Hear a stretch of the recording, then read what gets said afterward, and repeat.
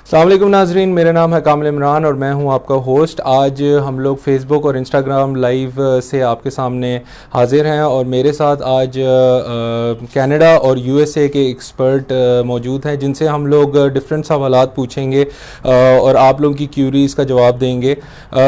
हमारे साथ मौजूद हैं नबील। शाहिद, कैसे हैं आप? ठीक हैं नबील, आपको पता है कि आजकल की जो मार्केट है कनाडा और यूएसए की, वो बहुत ज़्यादा बूम पे है। लोग काफ़ी ज़्यादा वहाँ पे जाना चाहते हैं स्टडीज़ के लिए और मतलब बिज़नेस के लिए भी और इमिग्रेशन के लिए भी। तो मैं आपसे ये पूछना चाहूँगा कि आप क्या बताना चाहेंगे अपने व्यूअर्स को कि ये जो कनाडा और यूएसए की मार्केट है, ये मतलब किस तरह मतलब हमारे स्टूडेंट्स के लिए फ़ायदेमंद है और इनके आगे स्टडीज़ के लिए फ़ायदेमंद है। तो आप प्लीज़ हमारे जो व्यूअर्स हैं उनके साथ शेयर करें। द थिंग इज़ दिस कि जो आपकी जो यूएसए और कनाडा की जो मार्केट है, दिस इज़ इसमें अभी आप कह सकते हैं कि जो स्टूडेंट्स अभी अप्लाई करना चाह रहे हैं और उसमें ये बातें भी हैं कि अभी ड्यू टू आपको पता है कोविड की वजह से बहुत सारे अभी मसाइल दरपेश हैं और कोविड की वजह से ही अभी जो कैनेडियन वीज़ाज़ हैं उसमें बहुत ज़्यादा डिलेज हैं। सो उसमें ये है कि थोड़ा सा डिफ़िकल्ट हो जाता है हमारे अपने लिए भी काम करना और स्टूडेंट्स को भी कुछ चीज़ों के बारे में समझाना, क्योंकि आपको पता है कोविड की वजह से बहुत सारी चीज़ें बहुत सारी यूनिवर्सिटीज़ स्टिल इनटेक्स अपनी ऑनलाइन अभी प्रोवाइड कर रही हैं। तो स्टडी मोड ऑनलाइन पे जाने की वजह से बहुत सारे स्टूडेंट्स रिलक्टेंट भी हैं और बहुत सारे लोग जाना भी चाह रहे हैं, बट जो सबसे ज़्यादा लोगों का कंसर्न है रिगार्डिंग कनाडा या यूएसए, उसमें लोगों का कंसर्न सबसे ज़्यादा ये है कि हम ऑन कैंपस स्टडी की तरफ जा सकें, जो कि बहुत सारी यूनिवर्सिटीज़ में फ़िलहाल मुमकिन नहीं हो पा रहा। तो इस तरह के कुछ मसाइल हमें दरपेश हैं, बट उसके अलावा ये है कि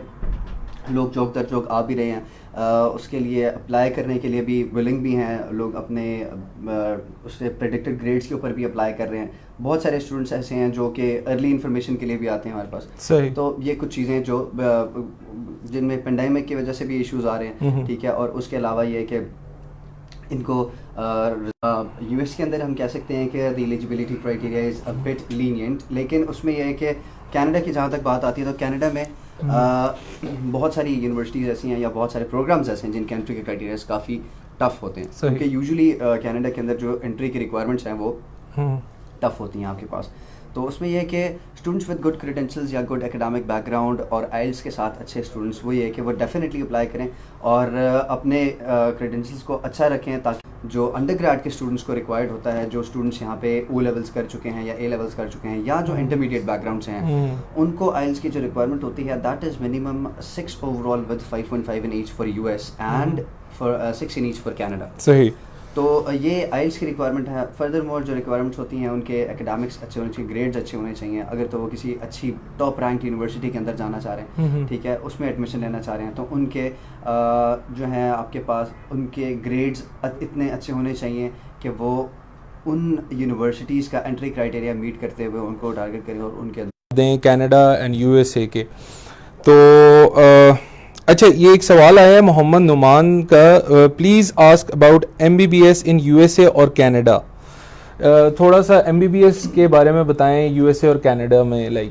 अच्छा कामिल साहब, द थिंग इज दिस, अब एमबीबीएस की जहाँ तक बात आती है ना, तो MBBS is usually not offered in USA और कनाडा। मतलब हमारे यहाँ पे एमबीबीएस 5 इयर्स का ऑफर किया जाता है, जिसके बाद स्टूडेंट्स जो हैं वो डॉक्टर्स बनते हैं और उसके बाद वो हाउस जॉब, वो बाकी अपनी फिर स्पेशलाइजेशन को आगे परस्यू करते हैं इस तरह। सही। इसके अलावा जो अब बात करते हैं, जब आप नॉर्थ अमेरिकन मार्केट या कनाडा या यूएस की बात करते हैं, तो उसमें जो डॉक्टर बनने का जो पूरा मॉड्यूल है, या आप कह सकते हैं कि आप एमबीबीएस को किस तरह वहाँ पर परस्यू कर सकते हैं, तो उसका तरीका कुछ इस तरह का है कि स्टूडेंट्स यहाँ से सबसे पहले बैचलर्स ऑफ साइंस करते हैं यूएसए में या कनाडा के अंदर। उनको 4 साल का सबसे पहले बैचलर्स ऑफ साइंस रिक्वायर्ड होता है, एंड वो भी मतलब किसी भी हेल्थ साइंसेस की किसी भी फील्ड में, जस्ट लाइक बायोटेक है, बायोलॉजी है, आपके पास जेनेटिक्स की फील्ड है, माइक्रोबायोलॉजी की फील्ड है आपके पास, ठीक है। इस तरह की बहुत सारी फील्ड्स हैं जिसके अंदर स्टूडेंट्स ये है कि अपना इनिशियली बैचलर 4 साल का कंप्लीट करके फर्दर मोर उसमें आगे फिर उनको 3 से 4 साल की स्पेशलाइजेशन करनी पड़ती है, which is going to cost them a lot as well as it is going to take a lots and lots of time. सही। जो कि आगे फिर जाहिर सी बात है उसमें फिर लाइसेंसिंग का सबसे बड़ा इशू होता है जो कि आपको परमानेंट रेजिडेंसी के अलावा नहीं मिल रही होती, तो उसके लिए फिर आपको परमानेंट रेजिडेंसी अप्लाई करना और उसके सारे क्राइटेरियाज मीट करना, it is quite a hectic job, और उसमें फिर ये है कि आपके पास टाइम कंज्यूमिंग भी बहुत होता है। अच्छा, हमारे पास एक और क्वेश्चन है फरहान जदून का, tell about post graduate diplomas, इसके बारे में आप थोड़ा सा इनको गाइड करें। जहाँ तक बात है HR कंसल्टेंट्स की, we are only dealing with post graduate diplomas in Canada at the moment, और US में चूँकि इसका पोस्ट ग्रेजुएट डिप्लोमास का उतना रुझान अगर है भी तो वो इंटरनेशनल स्टूडेंट्स के लिए, खासतौर पर पाकिस्तानी स्टूडेंट्स के लिए जो पाकिस्तानी पासपोर्ट होल्डर्स हैं उनके लिए इतना कोई ख़ास नहीं है, क्योंकि उसके ऊपर वीज़ा का एक्सेप्टेंस जो है वो उसमें इशू आता है। बेहतर ये होता है कि स्टूडेंट्स ज़्यादातर अपने किसी अच्छे बड़े प्रोग्राम के लिए अप्लाई करें या किसी डिग्री के लिए अप्लाई करें, तो वो एक ज़्यादा बेहतर ऑप्शन होती है। रिगार्डिंग कैनेडा अगर हम बात करें, yes we are definitely dealing with a few universities and colleges जो कि पोस्ट ग्रेजुएट डिप्लोमास प्रोवाइड कर रहे हैं। अच्छा। उसके लिए जो है अगर हम एंट्री क्राइटेरिया की बात करें तो the students who are freshly graduated, जिनका अभी बैचलर्स ऑनर्स कंप्लीट हुआ है, दे कैन अप्लाई। जो फ्रेश ग्रेजुएट्स हैं वो भी डेफिनेटली अप्लाई कर सकते हैं, and the students those who are having work experience of at least 2 to 3 years या जिनका थोड़ा सा वर्क एक्सपीरियंस ज़्यादा भी है वो भी डेफिनेटली अप्लाई कर सकते हैं। इसमें जो एंट्री का क्राइटेरिया है post graduate diplomas in Canada, उसमें ये है कि स्टूडेंट्स के कम से कम 60% मार्क्स रिक्वायर्ड है students, plus the requirement of IELTS is there जो कि स्टिल 6 in each है। तो ये कुछ चीज़ें हैं जो कि स्टूडेंट को फुलफिल करनी पड़ती हैं to get an admission in the post graduate certification या डिप्लोमास की आप बात करते हैं तो कनाडा में हमारे पास इस तरह की ऑप्शंस होती हैं। सही। हम लोग और क्वेश्चंस भी लेते हैं। अच्छा, एक सवाल आया है मिस जुनैरा का कि इनका पहले भी क्वेश्चन आया था, which degree are offered for specialisation in ultrasound, like medical और इससे रिलेटेड आई गेस। यूजुअली देखिए द थिंग इज दिस, क्योंकि जैसे कि मैंने आपको पहले भी बताया कि जो जितने भी हेल्थ साइंसेस के प्रोग्राम्स हैं, अब अल्ट्रासाउंड हो गया, उसमें फिजियोथेरेपी वाले स्टूडेंट्स होते हैं उसके अंदर, प्लस उसमें मेडिकल लैब टेक्नोलॉजी वाले स्टूडेंट्स होते हैं, और बहुत सारे जो इनकी ब्रांचेस हैं हेल्थ साइंसेस की, उनमें सबसे बड़ा इशू होता है आपके पास लाइसेंसिंग का। अच्छा। तो इन प्रोग्राम्स के लिए if the student is willing, जैसे मैं सुनारा का सवाल है अभी, अगर तो वो विलिंग है मास्टर्स करने के लिए इसमें, क्योंकि जाहिर सी बात है she must be having a bachelors degree from Pakistan, ठीक है। तो अगर वो बैचलर्स में इसमें इंटरेस्टेड हैं तो वो डेफिनेट सी बात है कि उनको एक ऐसा कोई भी उनको खुद से ढूंढना पड़ेगा उनको, she has to find medical school या जो भी जो अल्ट्रासोनोग्राफी के अंदर वो उनको करवा रहे हैं प्रोग्राम्स उनको ऑफर कर रहे हैं, उनको वो स्कूल ढूंढना पड़ेगा। स्कूल के लिए क्राइटेरिया देख के फिर उसके ऊपर अप्लाई करना पड़ेगा, क्योंकि HR consultants at the moment are not dealing with such programmes apart from masters in public health. तो हम डेफिनेटली इनको मास्टर्स इन पब्लिक हेल्थ के लिए अप्लाई कराएगा। तो like for that like minimum GPA उसके लिए कितनी रिक्वायर्ड है? मिनिमम GPA की रिक्वायरमेंट इनकी जो नॉर्मली जो कनाडा की रिक्वायरमेंट होती है कैनेडियन यूनिवर्सिटीज़ की, मिनिमम CGPA इनको 3 रिक्वायर्ड होता है, एंड इनकी यूनिवर्सिटीज़ की वेबसाइट पर ये चीज़ साफ साफ मेंशन्ड है कि meeting the minimum entry criteria does not guarantee you the admission. तो उसमें जाहिर सी बात है all over the world people are applying, and उसकी वजह से ये है कि आपको जाहिर सी बात है जो टॉप कोहोर्ट होता है स्टूडेंट्स का, उनको फिर ये है कि यूनिवर्सिटी ज़्यादातर इंटरेस्टेड होती है रिक्रूट करने के लिए। ओके। अच्छा, हमारे पास एक और क्वेश्चन है अकबर अवैस साहब का, वो कह रहे हैं BA और MA वाले स्टूडेंट्स कनाडा जा सकते हैं?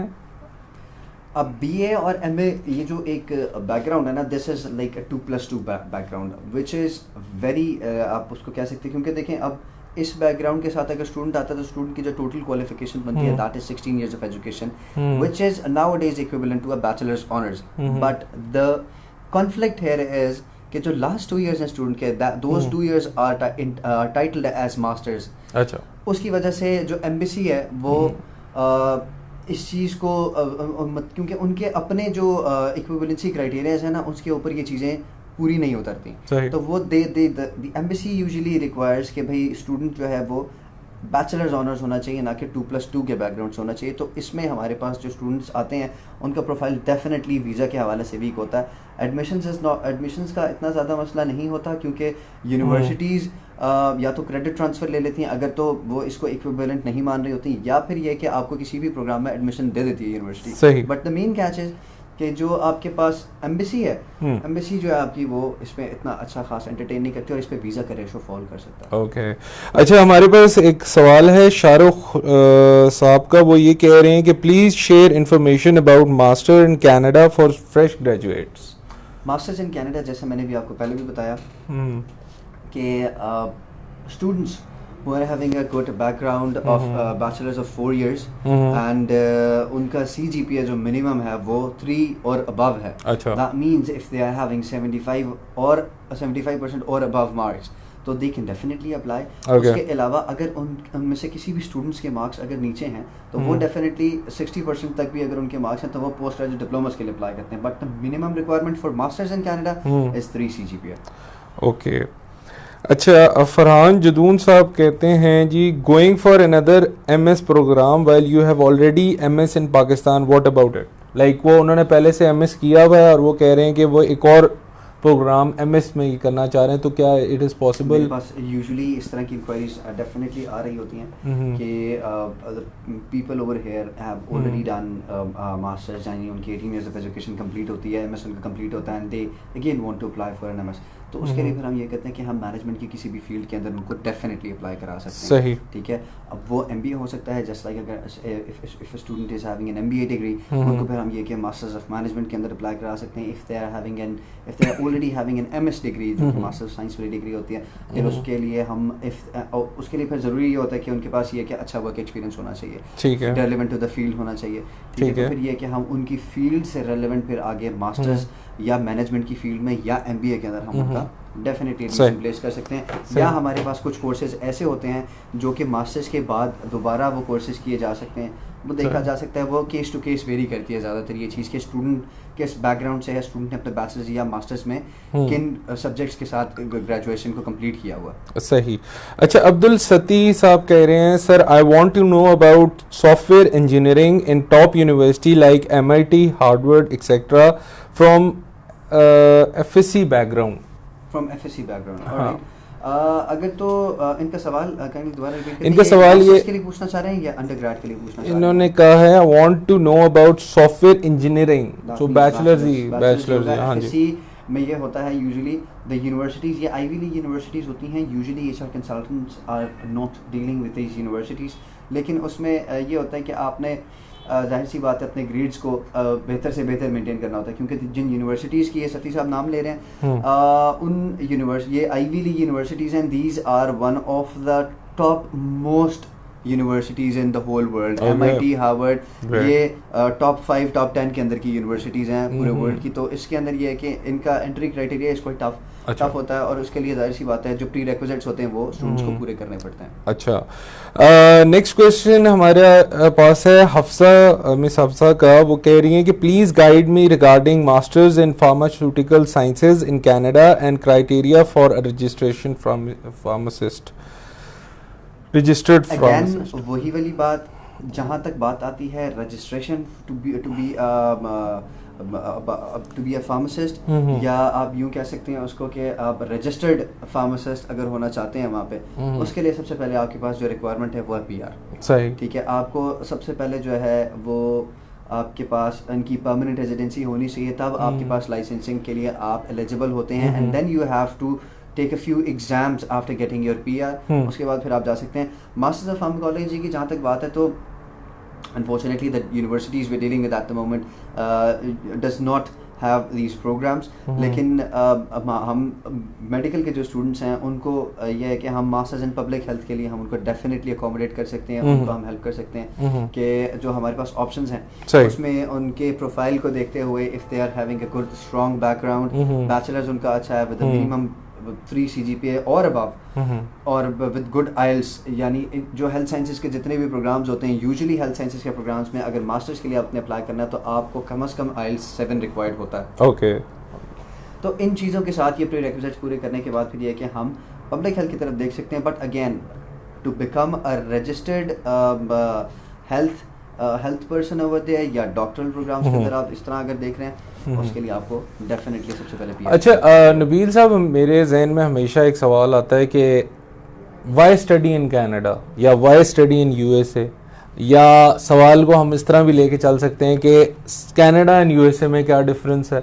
तो इसके बारे में हमारे स्टूडेंट्स को कुछ बताएं कि लाइक क्या स्पेशल है, लोग क्यों जाना चाहते हैं, क्यों, like what's the reason behind this. Khan sahab देखें, अब आपको मैं अगर जो छोटा सा एक डिफरेंस अगर मैं आपसे साथ डिस्कस करना चाहूँ यहाँ पे, तो वो ये हो सकता है कि आप देखें US is right now leading in every field, almost in every field, research oriented, practical based knowledge, ठीक है।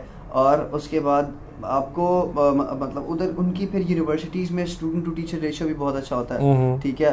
प्लस जो फर्दर अट्रैक्शन चीज़ें क्रिएट करती हैं स्टूडेंट्स को इन कंट्रीज़ में अप्लाई करने के लिए, वो फिर ये कि पोस्ट स्टडी वर्क परमिट्स होते हैं फिर इनके, सही, ठीक है। Students are usually attracted because वो स्टूडेंट्स ज़्यादातर ये चाहते हैं कि हम लेट सपोज अगर अपने कंट्री में वापस आ रहे हैं ना पढ़ने के बाद, तो at least we must be having some sort of work experience, या at least 1 or 2 years work experience after the studies जिस कंट्री में वो पढ़ रहे हैं। okay. तो वो जो कि उनके लिए बेनिफिशियल होता है जब वो वापस आते हैं अपने कंट्री में, तो उनको फिर हायर स्केल की जॉब कह सकते हैं, या आप मैनेजरियल लेवल जॉब्स कह सकते हैं, जो कि उनको हायर मैनेजमेंट के अंदर लेके जा सकते हैं with a very good growth salary. Okay, तो कुछ चीज़ें ये हैं। प्लस इनके अब जाहिर सी बात है, being the leaders in the world, तो उसके अंदर ये है कि आपके इनके पास जाहिर सी बात है जो वर्ल्ड की टॉप क्लास और जो टॉप रैंक यूनिवर्सिटीज़ है वो अवेलेबल हैं। तो every student has a dream to study in one of those universities, के अपने करियर को वहाँ से स्टार्ट लिया जाए, अपनी स्टडीज़ को वहाँ से कंप्लीट करके फिर अपने करियर को आगे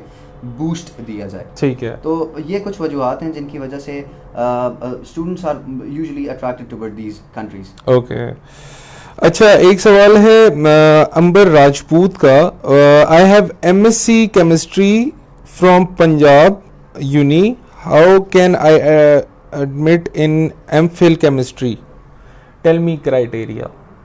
दैट टोटली डिपेंड्स, क्योंकि अब अगर ये बात कर रहे हैं कि इनके पास एमएससी केमिस्ट्री है, दैट डेफिनेटली इस चीज़ से ये एक बात पता लगती है कि इनका जो बैकग्राउंड है दैट इज़ 2+2, सही है, ठीक है। इनका 2 साल का बैचलर्स है and then he is enrolled into a masters which is of 2 years। तो इनकी अभी total education, if he has completed his MSc, अगर इसी तरह का मॉड्यूल है, that's just a rough guess by the way, तो अगर तो इस तरह का बैकग्राउंड है इनका, उसके ऊपर ये है कि फिर एमफिल के लिए या हम किसी और प्रोग्राम के लिए देख सकते हैं, but usually these programmes are research based, जिनके लिए आपको सुपरवाइज़र की रिक्वायरमेंट होती है, क्योंकि आपके पास जब तक सुपरवाइज़र का अप्रूवल नहीं है, उसमें फिर ये है कि आपको थोड़ा सा मसला भी होता है। और जाहिर सी बात है ये वाले प्रोग्राम्स ज़्यादातर रिसर्च बेस्ड होते हैं। प्लस मैंने आपको वीज़ा के हवाले से एक बात बताई थी कि 2+2 के बैकग्राउंड के साथ वीज़ा का acceptance ratio in Canada is quite low, refusal के चांसेस बहुत हाई होते हैं। अच्छा अच्छा जी, हमारे पास और भी सवालात आते जा रहे हैं, और मैं अपने व्यूअर्स को ये कहूँगा कि हम लोग आप लोगों के सवालात का जवाब दे रहे हैं साथ साथ। जैसे असद रहमान ने बोला है कि I want to know about how to get into top university of US for BSc software engineering from FSc background. That's definitely not an issue, क्योंकि हमारे पास से दर्जनों स्टूडेंट्स एफएससी के बैकग्राउंड्स के साथ भी अप्लाई कर रहे होते हैं। इसमें इतना बड़ा कोई मसला नहीं होता कि आपने अगर इन कंट्रीज़ के अंदर अप्लाई करना तो you must be having a background of O levels और A levels। इसमें सबसे अच्छा क्या चाहिए कि इंटरमीडिएट के जो स्टूडेंट्स हैं सही, वो डेफिनेटली जा सकते हैं, और सिर्फ उनको एंट्री की रिक्वायरमेंट्स पूरी करनी होती हैं। यह है कि अगर तो टॉप रैंकिंग यूनिवर्सिटीज़ को टारगेट कर रहे हैं, he must be having good grades, उनके अच्छी परसेंटेज होनी चाहिए एफएससी में, and he is targeting engineering, software और whatever field he is targeting.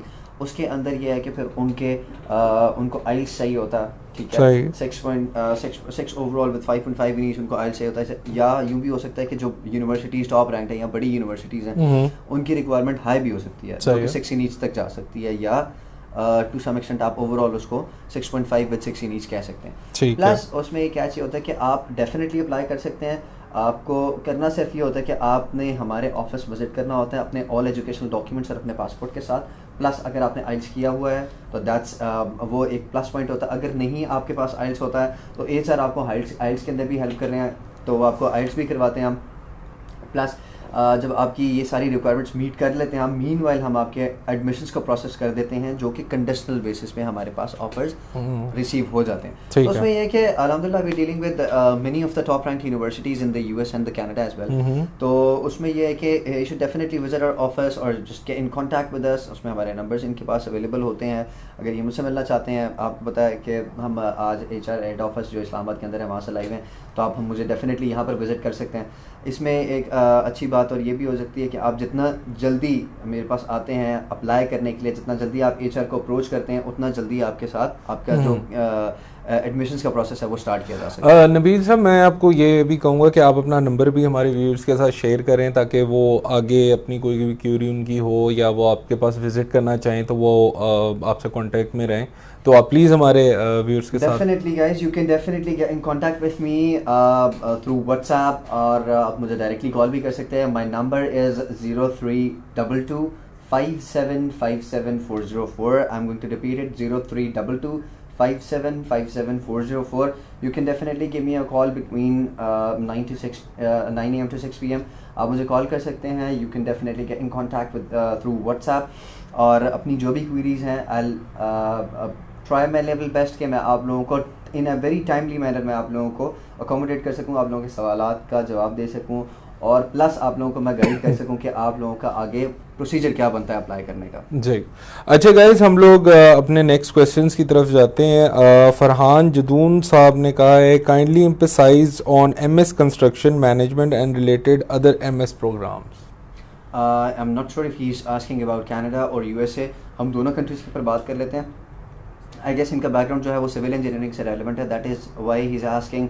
या अगर ये अपने किसी रिलेटिव के लिए या किसी जानने वाले के लिए भी पूछ रहे हैं, तो उसमें ये है कि जो कंस्ट्रक्शन मैनेजमेंट है दैट इन कनाडा और इन US that usually comes into the जो कोर्स कंटेंट होता है डिग्री का, आप एनरोल होते हैं उसके अंदर, मास्टर्स ऑफ सिविल इंजीनियरिंग के अंदर एनरोल होते हैं, और उसके अंदर आपको जो है उसके कोर्सेज के अंदर आप या उसके अंदर आप मेजर्स को आप अपने चूज़ कर सकते हैं कि आप किस मेजर के साथ जाना चाह रहे हैं। अब इसमें ट्रैफिक कंट्रोलिंग होती है, उसके अंदर और बहुत सारी चीज़ें जिसमें कंस्ट्रक्शन मैनेजमेंट है या कंस्ट्रक्शन प्रोजेक्ट मैनेजमेंट के नाम से ये कोर्स आ रहा होता है। तो इसके अंदर ये कि स्टूडेंट्स डेफिनेटली अप्लाई कर सकते हैं।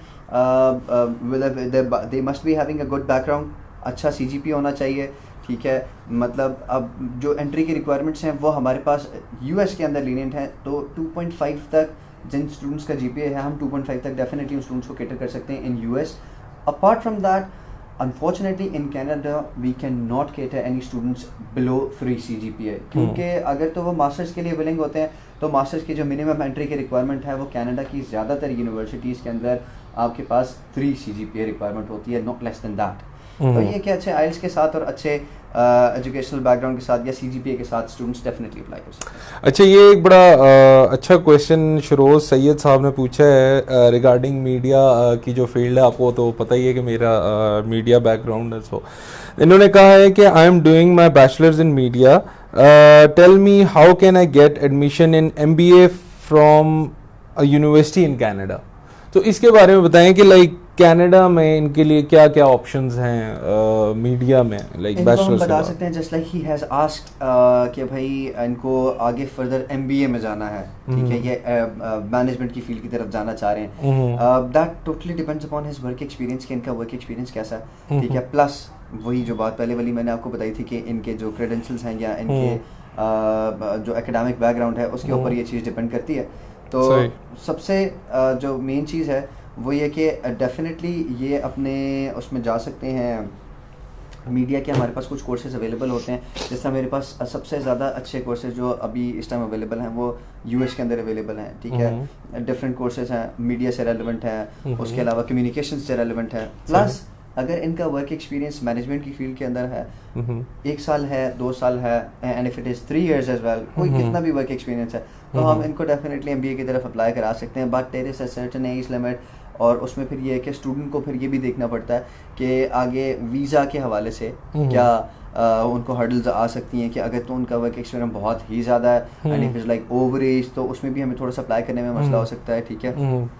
तो एक फाइन से वर्क एक्सपीरियंस, अगर तो फील्ड चेंज करना चाह रहे हैं, प्लस उसमें डॉक्यूमेंटेशन थोड़ी सी आपको स्ट्रॉन्ग करनी पड़ती है अपनी, आपको अपना स्टेटमेंट अच्छा लिखना पड़ता है, उसमें आपको ये चीज़ें सारी मद्देनजर रखते हुए फिर अप्लाई करना पड़ता है। तो he can definitely apply if he is having a good educational background. IELTS के साथ आए हमारे पास, आइल्स नहीं भी किया हुआ तो आप HR तशरीफ़ लेके आएँ, आपको हम यहाँ से इंशाल्लाह आइल्स से क्लासेस प्रोवाइड करेंगे, प्लस हम आपको यहाँ से टेस्ट बुक करके देंगे और आपको इंशाल्लाह फुली अकोमोडेट करेंगे आइल्स के लिए भी।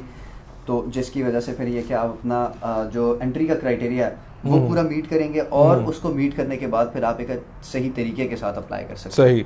अच्छा, एक सवाल है सैयद मुर्तज़ा साहब का, वो कह रहे हैं कि जी उन्होंने बैचलर्स के लिए जाना है, तो वो आपसे ऑप्शन लेना चाह रहे हैं कि क्या वो कनाडा जाएं या USA जाएं, कौन सा उनके लिए बेस्ट ऑप्शन होगा? That totally depends upon the current situation, क्योंकि अभी एट द मोमेंट ये कि हम लोग we are definitely placing students in both of the countries, लेकिन ये है कि मेरी सजेशन ये है कि due to the uncertainty of pandemic at the moment, जो कोविड-19 की अनसर्टेनिटी चल रही है अभी, उसकी वजह से स्टूडेंट्स को जो है ना focus, if they are focusing on abroad education, तो सबसे पहला फोकस उनका ये होना चाहिए कि क्योंकि आजकल ज़्यादातर स्टूडेंट जो हैं वो ऑनलाइन स्टडीज़ से बहुत ज़्यादा रिलक्टेंट हैं, तो स्टूडेंट्स आर विलिंग कि वो अपनी स्टडीज़ को जो है ऑन कैंपस स्टार्ट करें। तो उसके लिए सबसे बेस्ट एडवाइस मेरी ये होगी कि आप US में अप्लाई करें, US में as soon as possible apply करें, क्योंकि US is one of those countries जो कि आप जिन्होंने आपको सबसे पहले ऑन कैंपस स्टडीज़ प्रोवाइड की हैं, और जिन कंट्रीज़ ने सबसे पहले ट्रैवल बैन्स अपने लिफ्ट किए हैं, यानी हटा दिए हैं। तो US is currently USA is a very good opportunity, आप डेफिनेटली US में अप्लाई करें, ठीक है।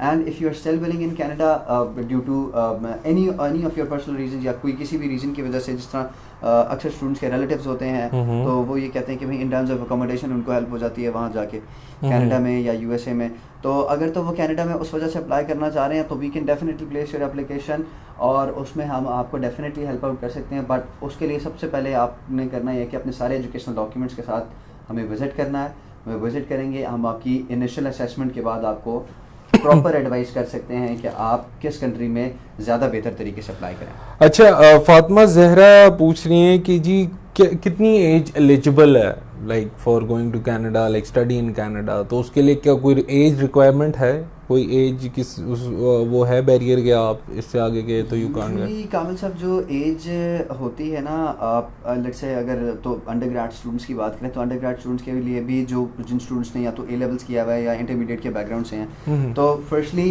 ये जो इस लेवल की जो यानी हाई स्कूल लेवल की जो एजुकेशन होती है आपकी, उसके बाद ज़्यादा कि आप तो वैसे भी कंसिडर नहीं होता।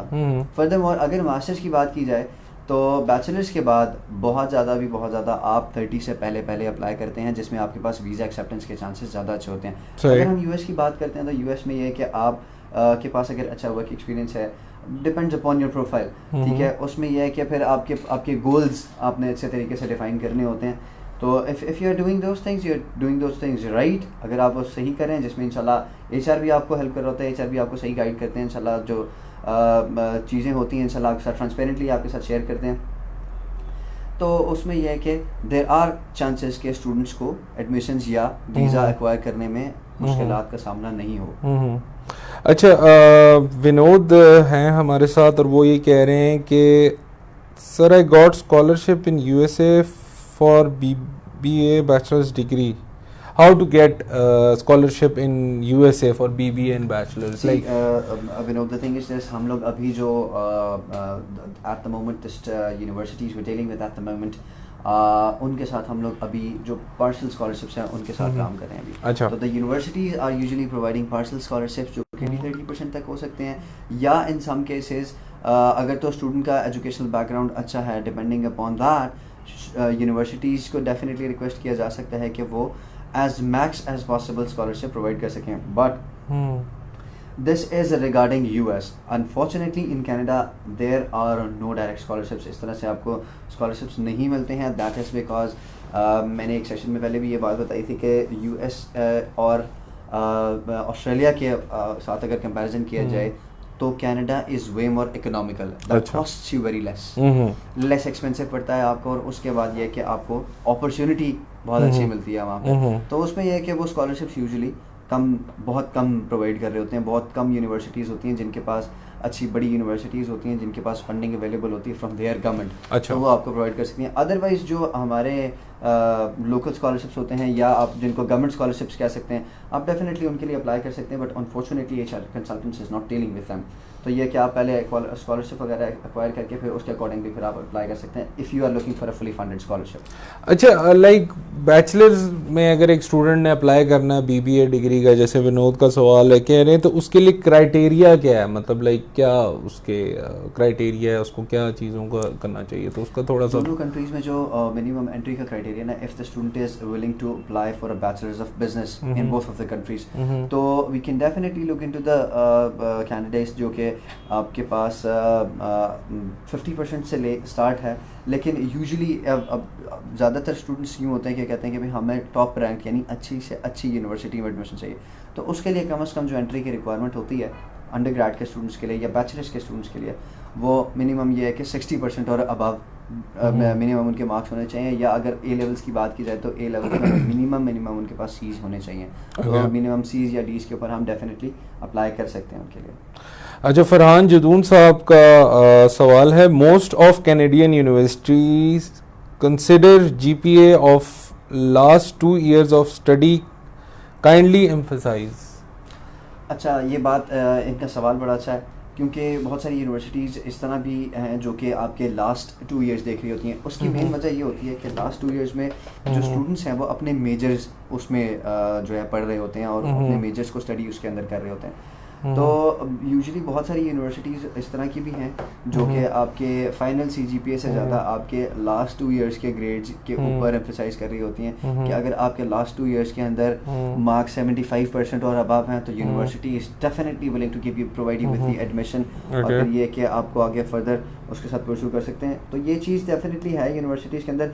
उसकी मेन वजह यही होती है कि आप अपने आखिरी 2 सालों के अंदर जब आप बैचलर्स ऑनर्स कर रहे हैं, आप अपने मेजर्स को स्टडी कर रहे होते हैं और वहाँ पे फिर आपको सही आइडिया होता है कि आपने अपनी फील्ड को किस तरह लेकर चलना है और आपने मतलब आगे क्या चीज़ आपको आप इनकाउंटर करेंगे या आप किस चीज़ में फ़र्दर आप मास्टर्स में स्पेशलाइज कर सकते हैं।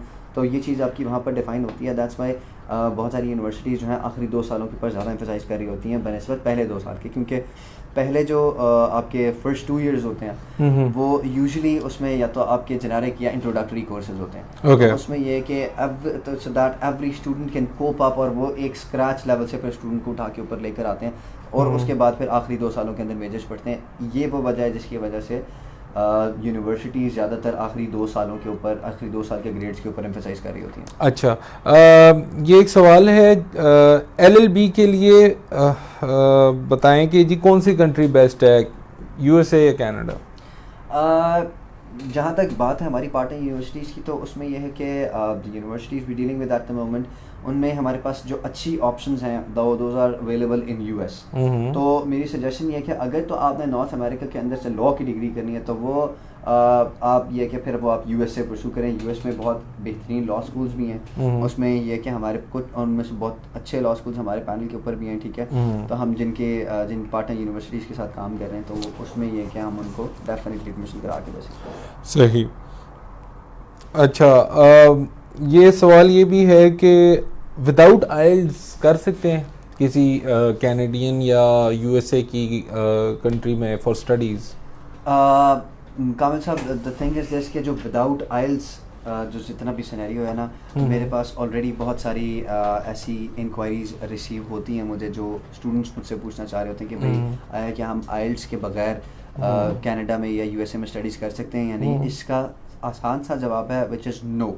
क्यों कि सबसे पहले अगर हम कनाडा की बात करें तो according to student direct stream, जो कि अभी अपडेटेड वीज़ा स्कीम है जिसमें पाकिस्तान को एनलिस्ट किया गया है बैक इन 2019 अगस्त या जुलाई में, आप जुलाई के एंड या अगस्त के स्टार्ट में आप कह सकते हैं पाकिस्तान को एनलिस्ट किया गया। इसके अकॉर्डिंगली आपकी एम्बेसी, आपकी जो कैनेडियन एम्बेसी है उनकी अपनी कोर रिक्वायरमेंट है कि आपको आइल्स required है which should be minimum 6 in each। Okay. वो आपको each लैंग्वेज की जो चारों स्किल्स है ना, रीडिंग राइटिंग लिसनिंग और स्पीकिंग, इन चारों में आपको 6 रिक्वायर्ड है। प्लस इंग्लिश प्रोफिशिएंसी आपने अगर आप US में अप्लाई करते हैं तो इंग्लिश प्रोफिशिएंसी आपने वहाँ पर भी अपनी शो करनी होती है डेफिनेटली।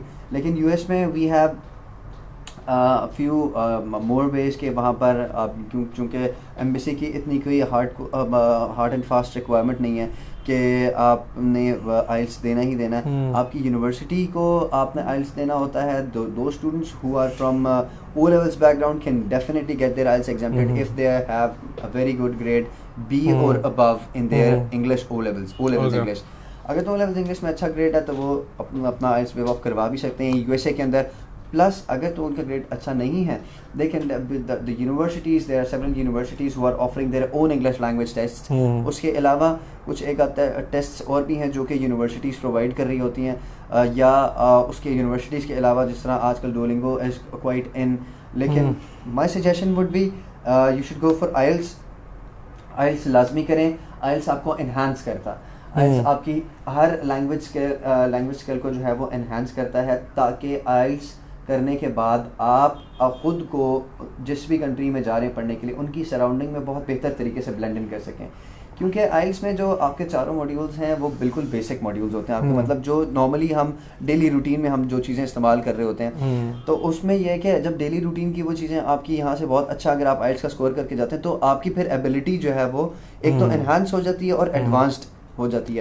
तो उसमें यह है कि आप बहुत बेहतर तरीके से कोप अप कर सकते हैं उनके साथ। और जिस कंट्री में भी आप पढ़ने के लिए जा रहे हैं, फॉर इंस्टेंस आप यूएस में जा रहे हैं या आप कनाडा के अंदर जा रहे हैं, तो आप उनके इन्वायरमेंट के अंदर बहुत अच्छे तरीके से ब्लेंड इन कर सकते हैं। आप बहुत अच्छे तरीके से उनके सराउंडिंग्स को अडॉप्ट कर सकते हैं। तो आइल्स मेरी सजेशन ये होगी स्टूडेंट्स को पर्सनली कि आप और किसी चीज़ की तरफ नहीं जाएं, आप आइल्स की तरफ आएँ, ठीक है। And if you require really good instructions for IELTS आप HR से रब्ता करें। आपको HR फुली सपोर्ट करेगा आइल्स के लिए और फुली आपको एक बहुत अच्छा एक्सपीरियंस होगा। हम लोग यूजुअली आइल्स के हवाले से भी चीज़ें शेयर करते रहते हैं हमारे फेसबुक पेजेस के ऊपर या हमारे जो सोशल मीडिया के ऊपर।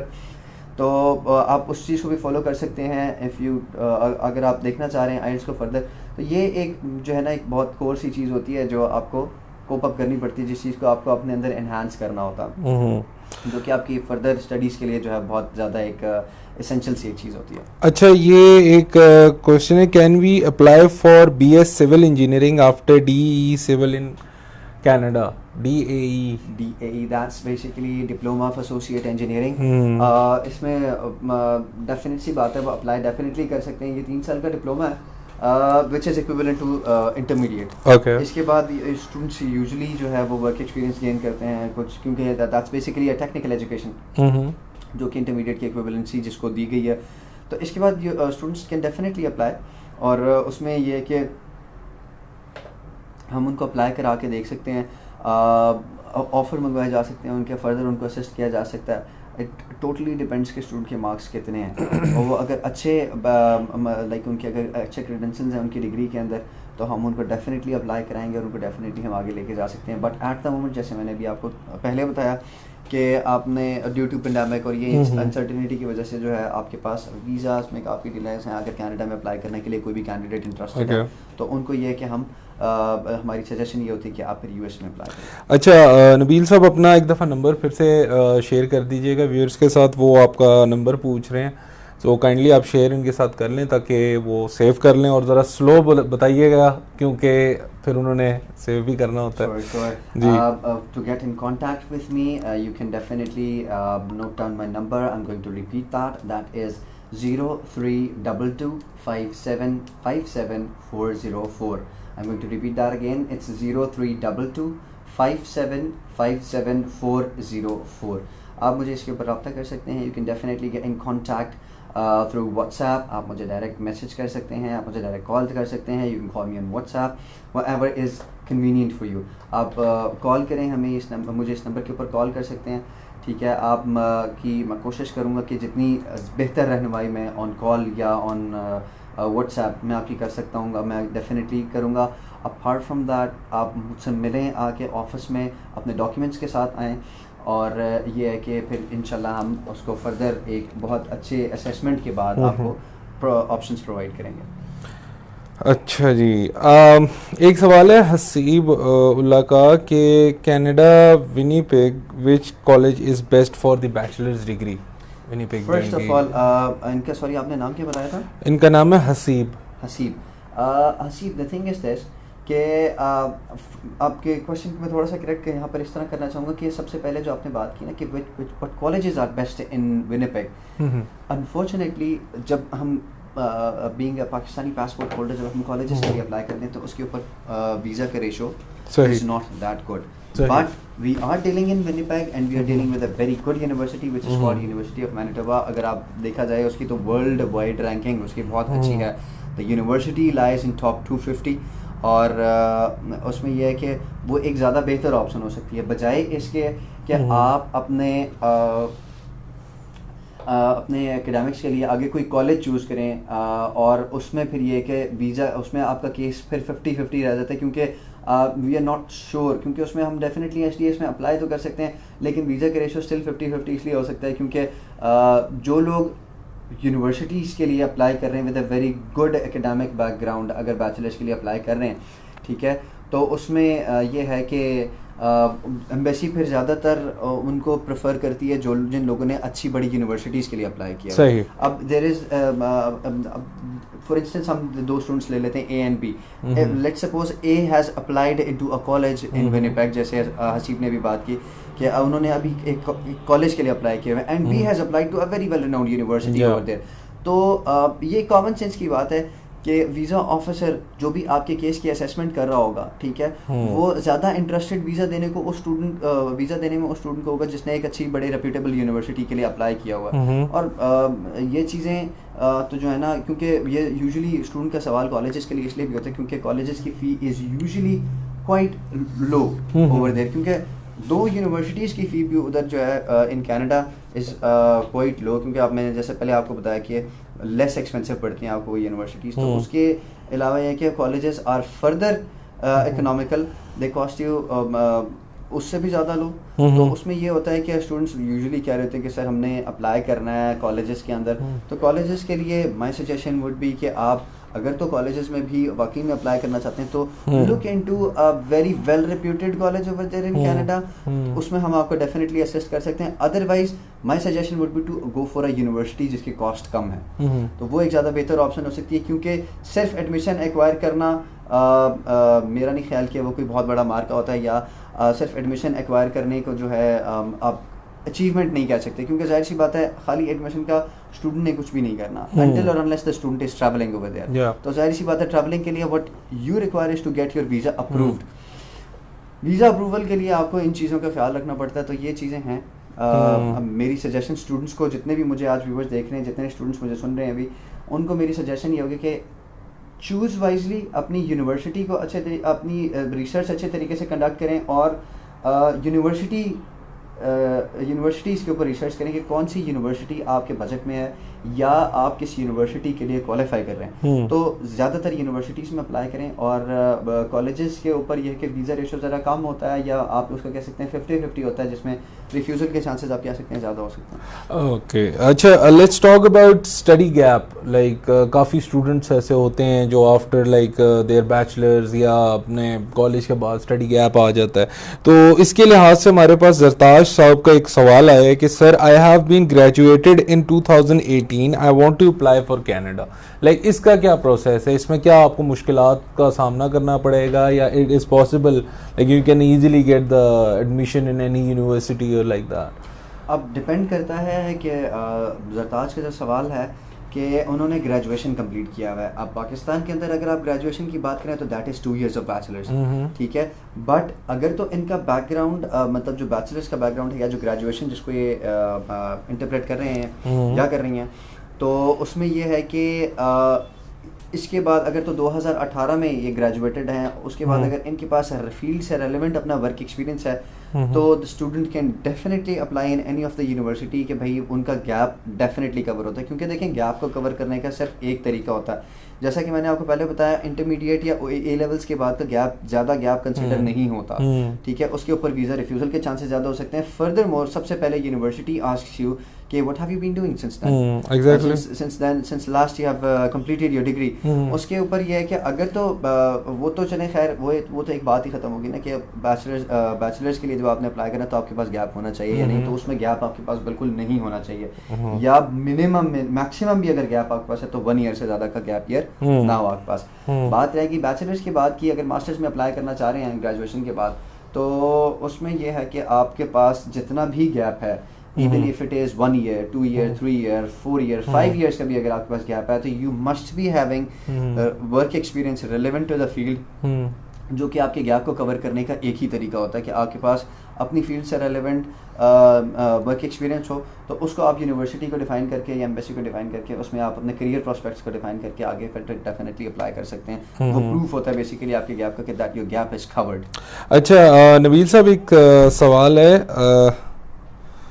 Any scholarship with 73.9% in DAE civil, जिनको पहले आपने जवाब दिया था उन्होंने ही पूछा है कि उनके 73.9% है, तो उसके regarding I don't know if he is asking for Canada और यूएसए, लेकिन ही is asking about Canada. He is asking about Canada. Unfortunately Canada के अंदर तो हमारे पास स्कॉलरशिप्स अवेलेबल नहीं होते। वो बात इनकी डेफिनेटली ठीक है, क्योंकि यूजुअली जो DAE के स्टूडेंट्स होते हैं जिनका डिप्लोमा इन एसोसिएट इंजीनियरिंग होता है, उनके मार्क्स मैंने usually according to my practice या माय रिसर्च, उनके मार्क्स मैंने यूजुअली 70s के अराउंड अबाउट ही देखे हैं, जो कि एक बहुत अच्छा स्कोर है। तो उसमें ये होता है कि आपने स्कॉलरशिप्स कनाडा में कम होते हैं, सही, या ना होने के बराबर आप कह सकते हैं, क्योंकि ये लोग, मैंने जैसे पहले बताया आपको, as compare to USA and Australia बहुत लेस एक्सपेंसिव और बहुत इकोनॉमिकल कॉस्ट आती है।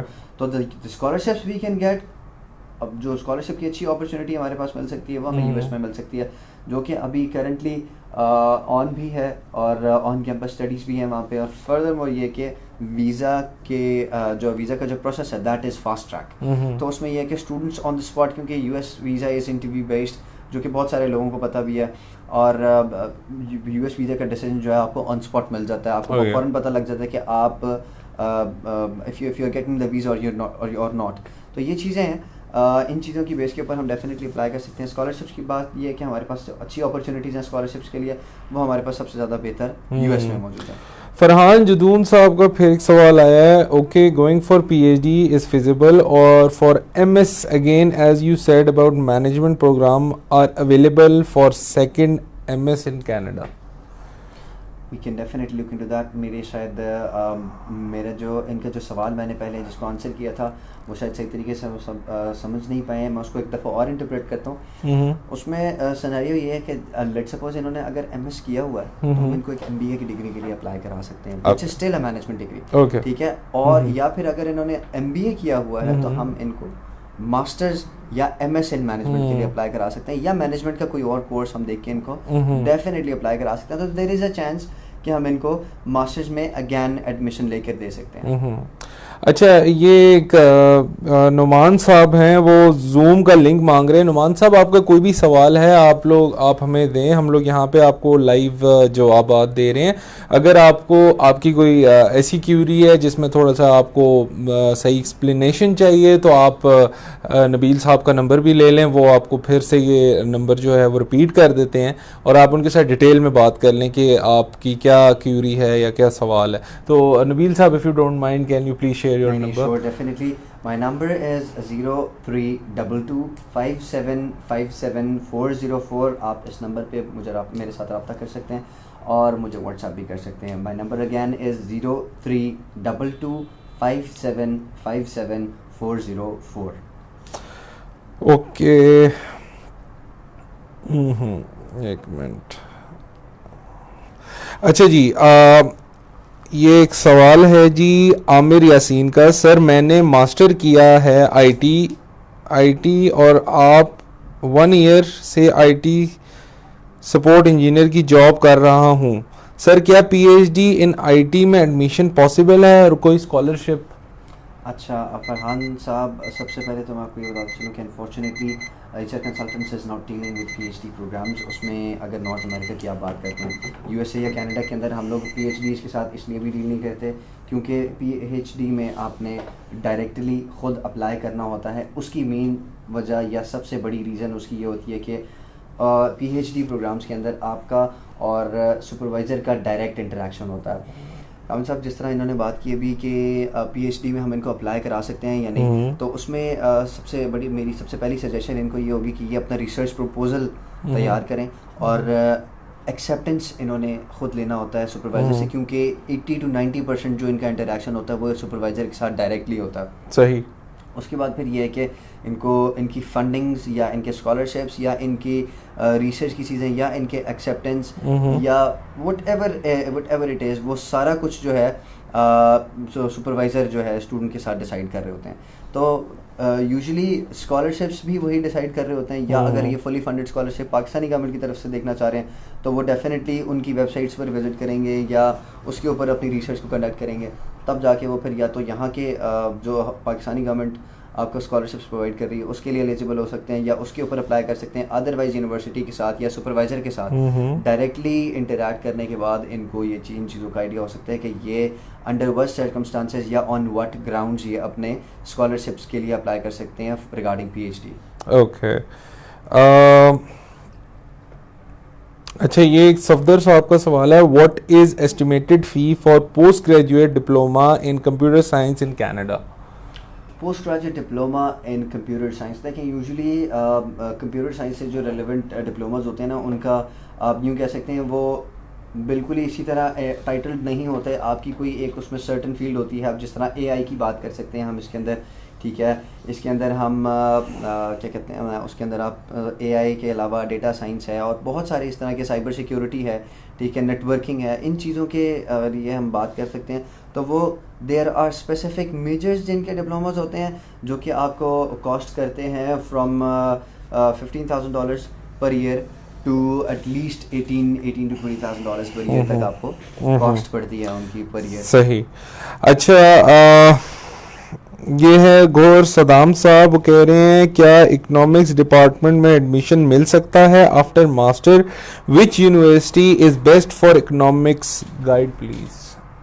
अब ये आपको गेस करना पड़ेगा कि वो कनाडा की बात कर रहे हैं या USA की। वो डेफिनेटली अब सवाल उनका जो है वो अधूरा सा है। हाँ। लेकिन हम इसको दोनों कंट्रीज के हवाले से हम इसको जो है ना एक्सप्लेन कर देते हैं, दैट्स नॉट एन इशू। हाँ। उसमें ये है कि अगर तो ये US में इंटरेस्टेड है अप्लाई करने के लिए, we are dealing with a number of universities, with a very good number of universities जो कि अच्छे टॉप रैंक यूनिवर्सिटीज़ हैं। उसमें इकोनॉमिक्स के हमारे पास बहुत अच्छी ऑप्शंस हैं, जैसे शिकागो के अंदर हम इकोनॉमिक्स के ऑप्शंस देख सकते हैं, ठीक है। फर्दर मोर हम उसके अंदर और बहुत सारी यूनिवर्सिटीज़ हैं जो कि अच्छी टॉप 200 की यूनिवर्सिटीज़, टॉप 3 to 500 के अंदर की यूनिवर्सिटीज़ हैं हमारे पास, उसमें हम देख सकते हैं। क्योंकि usually the universities we are dealing with at the moment, those universities are basically they are public universities, maximum of them.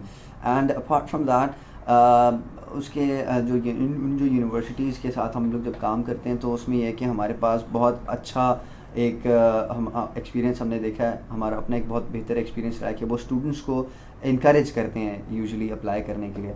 तो ये कि we have a number of options in USA, ठीक है। उसमें आप देख सकते हैं, आप हमें विज़िट कर लें किसी भी टाइम, या जैसे मैंने आपको अपना नंबर बताया, आप मुझे मेरे WhatsApp के ऊपर रब्ता कर सकते हैं।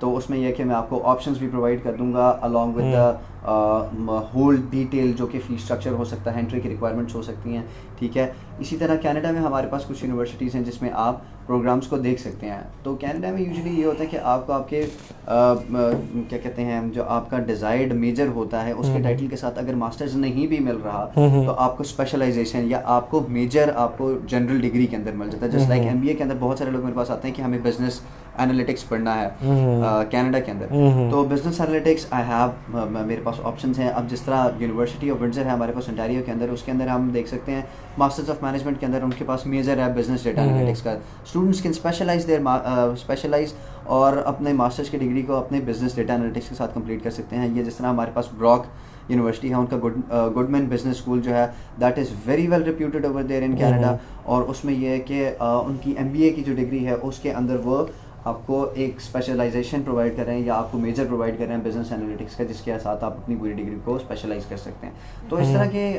ऑप्शंस हैं जिनको हम डेफिनेटली USA और कनाडा दोनों के अंदर देख सकते हैं।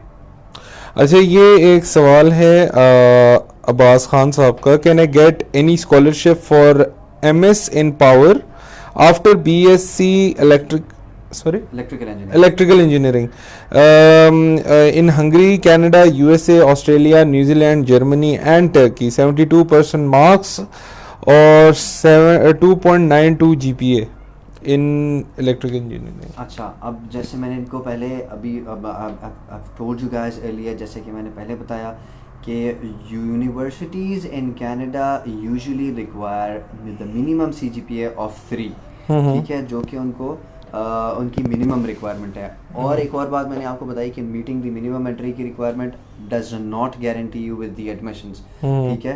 तो इनका GPA is low for the universities या ये जो कंट्रीज़ की जिनकी ये बात कर रहे हैं, उसमें अगर हम कनाडा की बात करें तो कनाडा के लिए इनका GPA इज़ क्वाइट लो, ठीक है। तो उसके ऊपर डेफिनेटली हम देख सकते हैं कि इनको, जैसे इन्होंने ऑस्ट्रेलिया की बात की, तो इनको ऑस्ट्रेलिया में प्लेस किया जा सकता है। वो ये कि हमारे HR कंसल्टेंट्स के अंदर there are designated counsellors for every country, जो कि इनको फर्दर गाइड कर सकते हैं आगे। जिस तरह ऑस्ट्रेलिया के लिए हमारे डिफरेंट काउंसलर्स हैं, जैसे हमारा अभी प्रीवियसली एक सेशन हुआ था फैज़ान साहब के साथ ऑस्ट्रेलिया का, तो वो डेफिनेटली वो आपको गाइड कर सकते हैं, ठीक है। ऑस्ट्रेलिया के वो हमारे काउंसलर हैं, हमारे एडवाइज़र हैं वो, ठीक है, वो देख सकते हैं डेफिनेटली। प्लस ये कि जो अगर US के अंदर ये बात करें तो US के अंदर जैसे मैंने आपको बताया कि the criteria is quite lenient, जो कि 2.5 तक स्टूडेंट्स को एंटरटेन करते हैं या अकोमोडेट करते हैं। तो उसमें यह है कि आप डेफिनेटली ये काम किया जा सकता है कि हम US को देख सकते हैं, बजाय इसके कि उस जगह पे अप्लाई करना जहाँ पे एंट्री की रिक्वायरमेंट ऑलरेडी स्टूडेंट नहीं मीट कर पा रहा, फोर्सफुली उस जगह पे अप्लाई करना, वो फिर ये है कि स्टूडेंट के लिए भी एक्स्ट्रा प्रैक्टिस होती है और वो एडवाइज़र के लिए भी फिर एक्स्ट्रा प्रैक्टिस होती है। ओके, अच्छा जी, नेक्स्ट सवाल है हमारा, आमिर यासीन साहब कह रहे हैं कि सर पाकिस्तान में मास्टर किया है तो कनाडा या USA में PhD से पहले MS कंपलसरी है या नहीं, और काइंडली दोनों कंट्रीज़ की यूनिवर्सिटीज़ के बारे में गाइड कर दें कि अप्लाई कैसे करना है।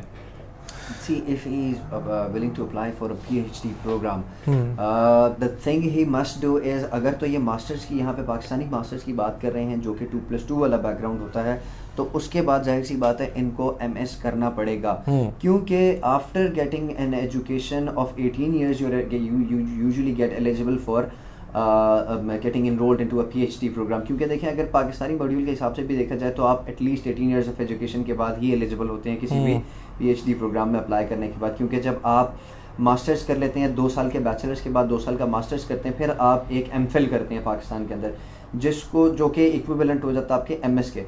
तो उसमें फिर ये है कि आप पहले MS करें। दोनों कंट्रीज़ की अगर बात की जाए तो दोनों कंट्रीज़ में तो ये पॉसिबल इसलिए नहीं हो सकता क्योंकि जैसा कि मैंने आपको पहले बताया, कनाडा के अंदर ये जो 2+2 वाला अगर इनका बैकग्राउंड है, या अगर तो इनका 2+2 वाला बैकग्राउंड इस तरह से कि 2 साल का इनका बैचलर्स और 2 साल का मास्टर्स है, तो डेफिनेटली ही इनके जो वीज़ा के एक्सेप्टेंस के चांसेस हैं वो बहुत कम होते हैं। अच्छा, ठीक है। उसके अलावा ये कि हम इस बेसिस के ऊपर इनको अप्लाई करा सकते हैं for an MS program in the US। अच्छा, ठीक है, US में अप्लाई करा के इनको देखा जा सकता है, बल्कि US के अंदर वी कैन से कि हमारे पास एक अच्छा सक्सेस रेट हो सकता है, जिसके ऊपर ये कि अपनी स्टडीज़ को फर्दर कंटिन्यू करने के बाद, MS कंप्लीट करने के बाद ये फिर PhD में इनरोल हो सकते हैं। और दोनों कंट्रीज़ की यूनिवर्सिटीज़ में के जो प्रोसीजर्स हैं ना, उसमें इतना ख़ास डिफरेंस नहीं है। There is a slight difference कि आपने स्लाइट डिफरेंस भी क्या हो सकता है उसमें, ये कि आपने पहले MS तो करना ही करना होता है, ठीक है। तो डिफरेंस सिर्फ ये है कि अगर तो आपका एजुकेशनल बैकग्राउंड 4+2 है, 18 साल का एजुकेशनल बैकग्राउंड अगर आपका 4+2 बनता है, यानी 4 साल का बैचलर्स ऑफ ऑनर्स और 2 साल का मास्टर्स अगर आपका है, MS है अगर आपका, तब तो आप डायरेक्टली अप्लाई कर सकते हैं कनाडा के अंदर भी, ठीक है, PhD प्रोग्राम के लिए।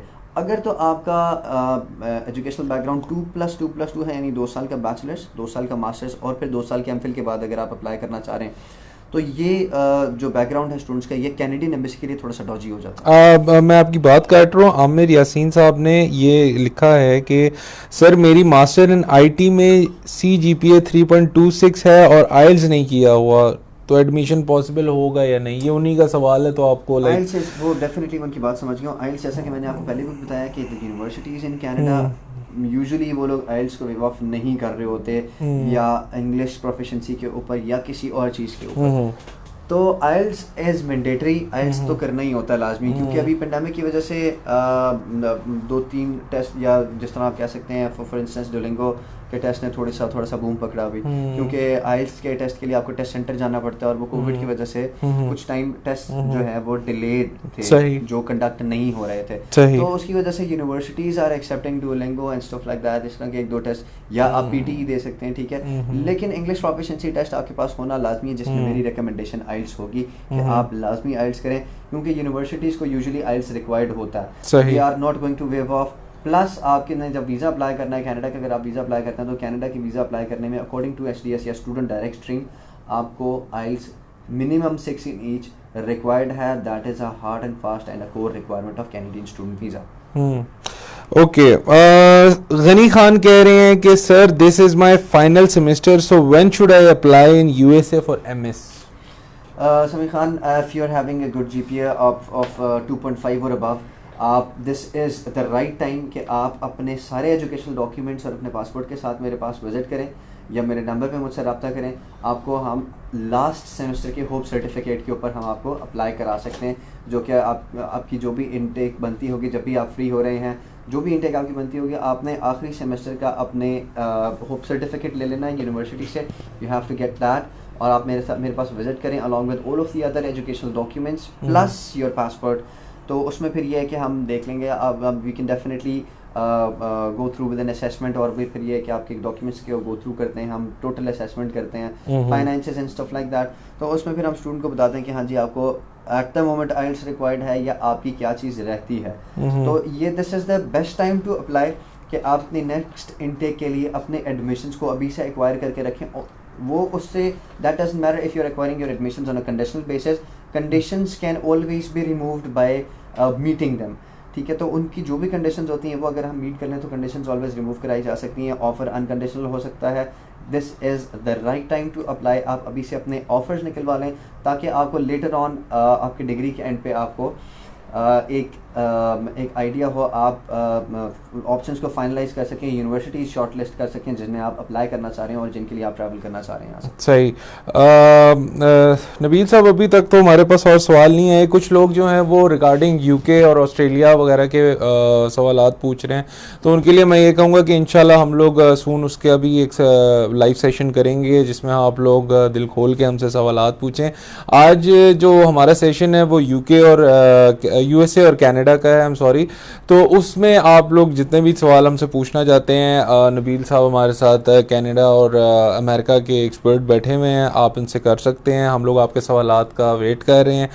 सो मुझे नबील साहब कुछ स्पेशल बताएं, लाइक कनाडा और यूएसए के बारे में। अब एक चीज़ जो हम पहले भी जब डिस्कशन कर रहे थे तो मैं आपको बता रहा था कि बहुत सारे स्टूडेंट्स जो इन कंट्रीज़ की तरफ अट्रैक्ट होते हैं, या जो चीज़ सोर्स ऑफ अट्रैक्शन बनती है, सही, वो सबसे पहले तो क्वालिटी एजुकेशन, ओके, ठीक है। प्लस उसके बाद फिर ये है कि स्टूडेंट्स जो है, फिर वही बात करूँगा कि वर्क परमिट की तरह स्टूडेंट्स जाना चाहते हैं। स्टूडेंट्स को बहुत ज़्यादा तो जो मैक्सिमम नंबर ऑफ स्टूडेंट्स है ना, वो ये कि अगर तो if they are willing to come back to their country and serve in their country, तो उसमें उनका सबसे जो मेन गोल होता है ना कि उनके पास एक अच्छा एक्सपोजर हो रिगार्डिंग देयर फील्ड, और जो कि उनको सबसे पहले तो उनकी डिग्री से मिलता है, जो कि वो जाहिर सी बात है जब फॉरेन एजुकेशन के लिए जाते हैं तो उनका एक्सपोजर डेवलप होता है वहाँ पे, और बहुत बेहतरीन एक एक्सपोजर उनको वहाँ पर प्रोवाइड किया जाता है। प्लस जब अपनी डिग्री की कंप्लीशन के बाद if the students get a job और एन इंटर्नशिप और एनीथिंग, मतलब जॉब से अपनी फील्ड से रेलेवेंट अगर तो वो काम करना स्टार्ट करते हैं वहाँ पे, if they get a work experience of a year and अ 2, उसके बाद अगर वो वापस आते हैं, ठीक है, तो उसमें फिर ये है कि वो एक बहुत बेहतर चीज़ होती है जो कि ज़्यादातर स्टूडेंट्स के लिए सोर्स ऑफ अट्रैक्शन होती हैं। प्लस आपको पता है कि जस्ट लाइक अगर हम कनाडा की बात करें तो their community is quite friendly and welcoming, तो एक ये बहुत अच्छी एक बहुत अच्छा इम्पैक्ट होता है स्टूडेंट्स के लिए। बहुत सारे स्टूडेंट्स इसमें ऐसे भी होते हैं कि जिनके रिलेटिव्स ऑलरेडी वहाँ पर रह रहे होते हैं, तो उसमें फिर ये है कि स्टूडेंट्स कहते हैं कि why pursuing a degree from Pakistan when you have relatives over there and you can definitely manage your accommodation over there. तो स्टूडेंट्स अपने एजुकेशनल एक्सपेंसेस को बेयर करते हुए अपने रिलेटिव्स का जो बेनिफिट है वो इन टर्म्स ऑफ अकोमोडेशन लेते हुए वो ये कि अपनी डिग्री को वहाँ से परस्यू करते हैं, प्लस अपने करियर के अंदर वो स्टेप इन करते हैं और उसको फिर आगे वो परस्यू करते हैं. These are a few things जो कि स्टूडेंट के लिए सोर्स ऑफ अट्रैक्शन बनती हैं, जिसके ऊपर स्टूडेंट ज़्यादातर अप्लाई कर रहे होते हैं. अच्छा नवील साहब, हमारे पास एक बहुत लंबा सवाल आया है अब्दुल समी साहब का. वो कह रहे हैं कि sir I did BBA honours in marketing with 3.47 CGPA. I got 7 band in IELTS. I want to study in Canada, but I want scholarship. So please tell me how much scholarship can I get from Canadian University. I want to do master in business analytics or masters in information system. इनका सवाल बहुत अच्छा और माशाल्लाह इनका academic background is quite bright. तो उसमें ये है कि with 7 IELTS and 3.47 CGPA, unfortunately there are no scholarships available. बहुत कम यूनिवर्सिटीज़ ऐसी होती हैं जो कि आपको स्कॉलरशिप्स प्रोवाइड कर रही होती हैं. हम definitely we can give it a try. जिस तरह हमारे पास ब्रॉक यूनिवर्सिटी, जैसे मैंने पहले आपको बताया, Goodman business school is quite जो है highly reputed over there in Canada. उसके अलावा हमारे पास यूनिवर्सिटी ऑफ विंडसर है जिसमें इनको इनका डिजायर्ड मेजर जो कि बिजनेस या डेटा एनालिटिक्स या बिजनेस डेटा एनालिटिक्स से रिगार्डिंग इनको मिल सकता है. ये उसके लिए अप्लाई कर सकते हैं. He is definitely eligible. Scholarship क्यों नहीं मिल सकता, उसकी वजह सबसे पहली ये है कि इनका एंट्री का क्राइटेरिया इज़ ऑलरेडी टफ. अब आप मुझे एक बात बताएं कि जिस यूनिवर्सिटी का एंट्री का क्राइटेरिया ही मिनिमम 3 CGPA है, वो 3.4 के ऊपर आपको स्कॉलरशिप कैसे प्रोवाइड करेंगे. तो ये चीज़ें जो है ये समझने वाली हैं, इनके ऊपर थोड़ी रिसर्च करने वाली होती है. स्टूडेंट्स को चाहिए कि वो अपनी भी खुद रिसर्च कंडक्ट करें ताकि उनको चीज़ों का आइडिया हो. उन लोगों को पहले से ही पता हो. अपना होमवर्क लाजमी है उसके लिए इसमें, ठीक है. तो मैं ज़्यादातर जो है स्कॉलरशिप्स ना मिलने की वजह यही होती है कि इनका एंट्री का क्राइटेरिया टफ होता है. जाहिर सी बात है. अब 3 मेरे पास बहुत अच्छे स्टूडेंट्स और भी आते हैं जिस तरह इनका माशाल्लाह बैकग्राउंड है, अब्दुल समी साहब का बैकग्राउंड है जिस तरह, तो इसी तरह के बैकग्राउंड्स के साथ मेरे पास और भी स्टूडेंट्स आते हैं जो कि 3.6 3.7 तक CGPA होता है जिनका. तो वही बात है कि फिर ये बात आ जाती है कि फिर ज़्यादातर इस तरह के जो बैकग्राउंड के जो स्टूडेंट्स होते हैं वो आपके लिए अपने लिए जो है वो फुली फंडेड या as max as possible scholarship देख रहे होते हैं जो कि 50% से ऊपर होता है यूजुअली, ठीक है. तो वो उसके लिए देख रहे होते हैं. अब वो वाला स्कॉलरशिप जाहिर सी बात है या तो यूनिवर्सिटी डायरेक्टली उनको प्रोवाइड कर रही होती है इन वेरी रेयर केसेस, या फिर यह कि वो फुली फंडेड स्कॉलरशिप अपने गवर्नमेंट के थ्रू अप्लाई करके जाते हैं, या अगर उनको कोई और जिस तरह कॉमनवेल्थ स्कॉलरशिप्स होते हैं जो फुली फंडेड होते हैं, या सिवनिंग जैसे UK के स्कॉलरशिप्स होते हैं वो फुली फंडेड होते हैं. उनके लिए अगर स्टूडेंट्स अप्लाई करते हैं तो वो एक अपॉर्चुनिटी अच्छी हो सकती है कि स्टूडेंट्स को एक अच्छा स्कॉलरशिप मिल जाए और स्टूडेंट्स अपने स्टडीज़ को स्कॉलरशिप के ऊपर परस्यू करें और कंटिन्यू करके कंप्लीट करके वापस आ जाएं. ओके.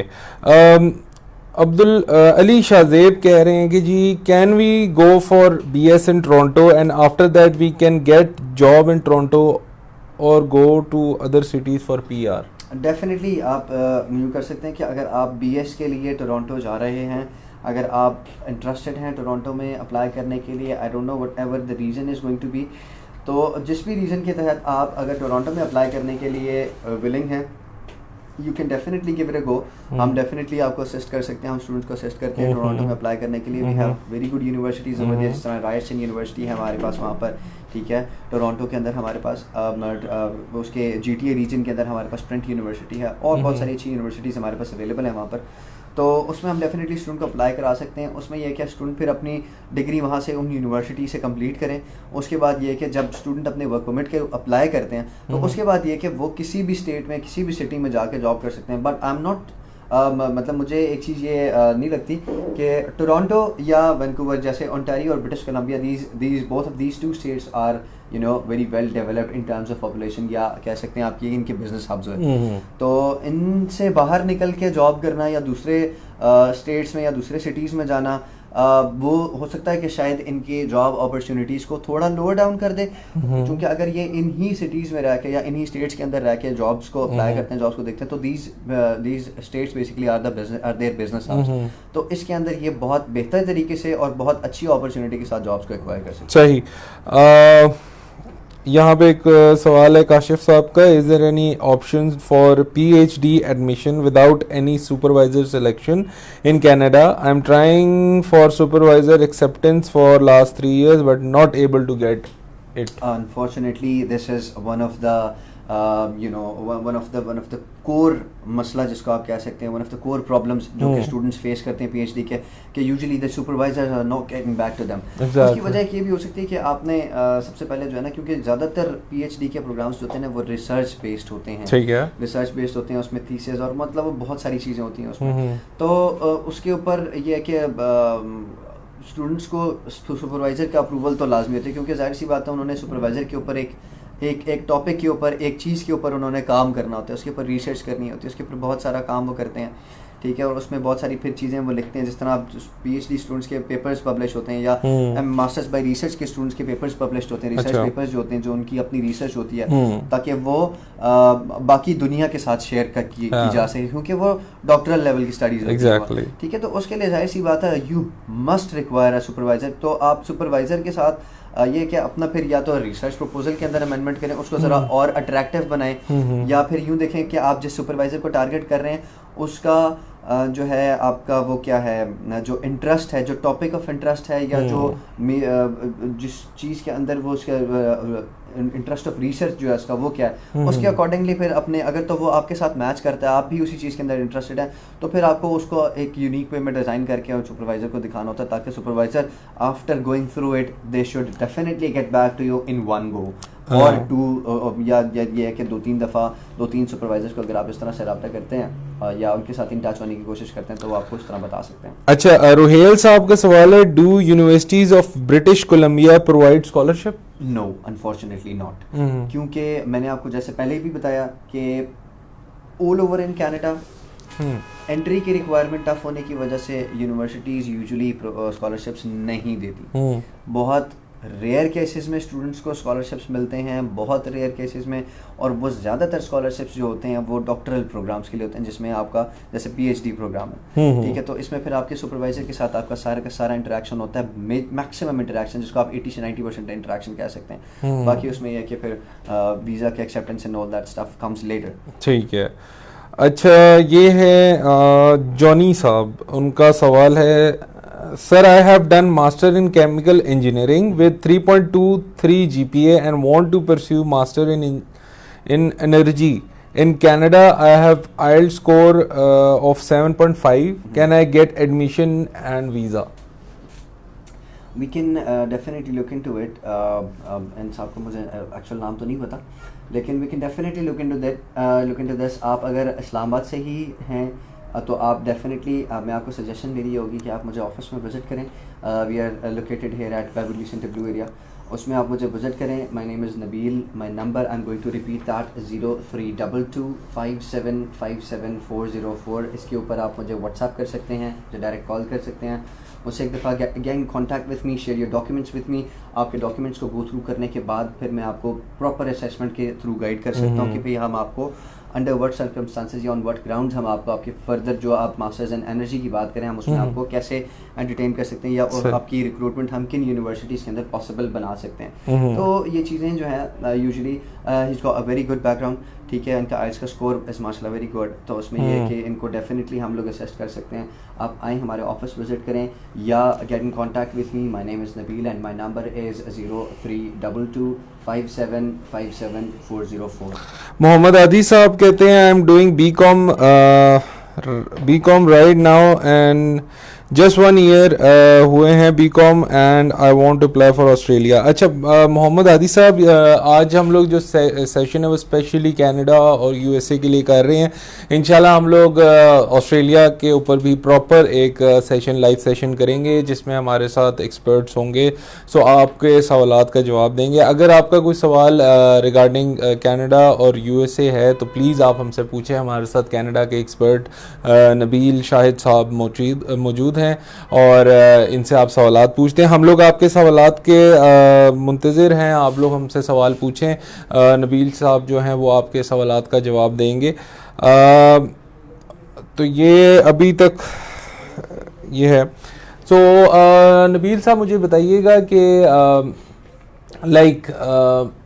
आप हर बंदे का एक मतलब जब एक बंदा एक फील्ड में काम कर रहा होता है, लाइक आप यूके और यूएसए को डील करते हैं, USA and Canada, so personally आपको कौन सी लाइक आपको पसंद आती है यूनिवर्सिटी के, यार लाइक अगर मैं स्टूडेंट होता तो I should go in this university, like क्या? Kamil Saab, this question is quite hard because the universities we're dealing with at the moment are usually quite high ranked और top rank universities हैं. तो आप हर university का जब आप देखते हैं ना, मतलब जैसे जैसे आप उन यूनिवर्सिटीज़ के साथ काम करते हैं और हर यूनिवर्सिटी को जैसे जैसे आप नॉलेज गेन करते जाते हैं और जैसे जैसे आप उसको देखते जाते हैं कि भाई हर यूनिवर्सिटी अपने एक उसके अंदर जो है वो एक स्पेशलाइजेशन रखती है हर यूनिवर्सिटी.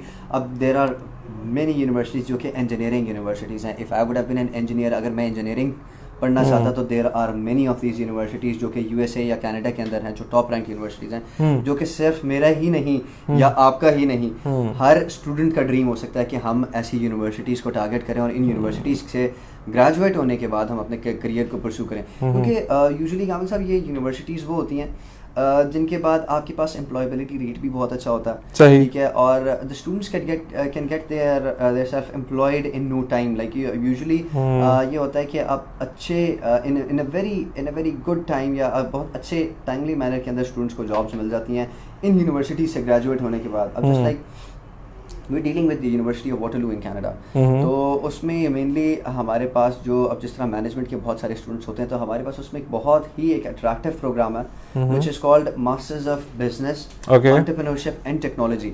ये वो प्रोग्राम है जो उनके यूनिवर्सिटी ऑफ वाटरलू के इंजीनियरिंग स्कूल और कोनार्ड बिजनेस स्कूल ने, मतलब जो उनका अपना ही बिजनेस स्कूल है, इन दोनों ने मिलकर इस प्रोग्राम को डिज़ाइन किया है. और ये प्रोग्राम हर स्टूडेंट के लिए almost every student is eligible for this program until or unless they're having a good work experience. That's because ये एक एग्जेक्टिव प्रोग्राम आप इसको कह सकते हैं.